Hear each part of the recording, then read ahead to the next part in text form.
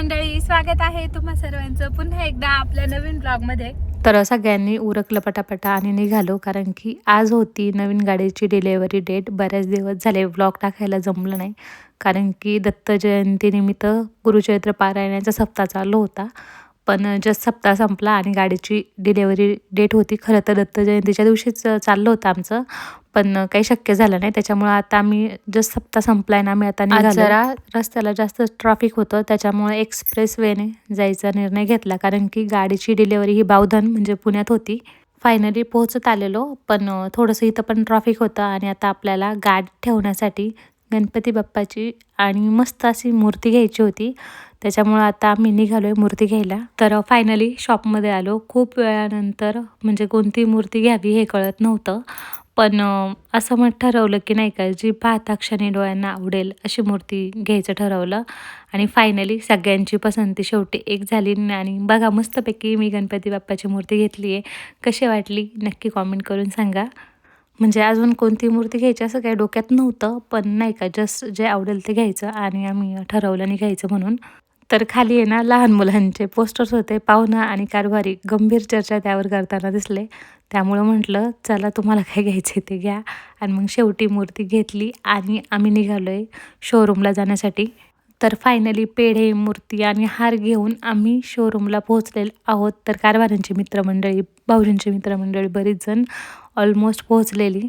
आणि इथं मामा आमचे कोणते तरी गहन विचारात होते, त्याच्यामुळे त्यांच्याकडे थोडंसं दुर्लक्ष करून म्हटलं इकडं गाडीचं काम कुठपर्यंत आलं आहे पाहावं. तर पॉलिशिंगचं वगैरे काम चालू होतं. तर मंडळी, आतापर्यंत तुम्हाला कळलंच असेल गाडी कोणती आहे. पण काय झालं की गाडीच्या नादात व्हिडिओ काढायचंच विसरून गेले. त्याच्यामुळं मग नंतर इकडं भाऊजींचे मित्र होते, त्यांचं असं स्टंटबाजी करून रस्त्यावर व्हिडिओ काढणं चालू होतं. तर मंडळी, ही आहे आमची नवीन फॅमिली मेंबर, म्हणजे आमची नवीन गाडी. तर तुम्हाला कशी वाटली नक्की कमेंट करून सांगा. आणि गाडीचं नाव तर आता काही तुम्हाला ऑलमोस्ट माहितीच आहे. अंधार पडायला लागलेला आणि केंद्रात पण जायचं होतं गाडी पूजन करण्यासाठी. त्याच्यामुळे आम्ही सगळे 2 मिनटं उरच्या पाट्यावर थांबलो आणि निघालो परत केंद्रामध्ये. तर केंद्रात पोहोचलो तर आरती वगैरे झालेली. मग काय केलं, आमच्या ज्या केंद्र प्रतिनिधी आहेत त्यांनी मस्तपैकी दिवा लावून घेतला आम्ही, आणि ताईंनी गाडीची पूजा वगैरे करून घेतली. तर बघा ताई कशा मस्तपैकी पाऊलं काढतात त्या हाताने. आणि खरं तर खूप प्रयत्न केलेला की दत्त जयंतीपर्यंत म्हणजे गाडी भेटावी, पण काही डिलेवरी अवेलेबल नव्हती. पण जेव्हा भेटली तेव्हा म्हटलं ठीक आहे, चालते. मग मस्तपैकी सगळ्यांनी गाडीची पूजा वगैरे करून घेतली आणि छानपैकी मग आम्ही सगळ्यांनी मिळून गाडीला ओवाळलं.